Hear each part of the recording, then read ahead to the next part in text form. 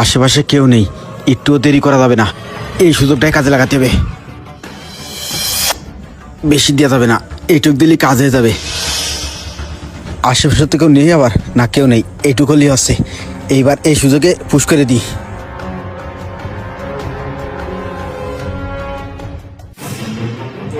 এই তুই কি করতেছিস? কই ভাই, কিছু না। এই কিছু না মানে? আমি দেখলাম তুই গরু কি ফুটলি, দেখি তোর হাতে কি। কিছু না তো।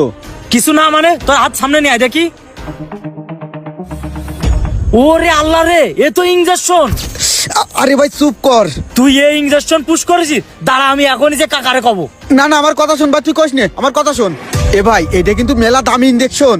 এই ইনজেকশন গরুরে একবার পুশ করলি 6 মাসে খাওয়াই পরে যা করতে পারবি না, একবার এই ইনজেকশন করলি 1 মাসে ওই রেজাল্ট পাওয়া যাবে। এই জন্য ইনজেকশন আমি পুশ করেছি ভাই।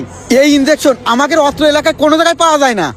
আমি মেলা কষ্ট করে এক জায়গাতে ম্যানেজ করেছি।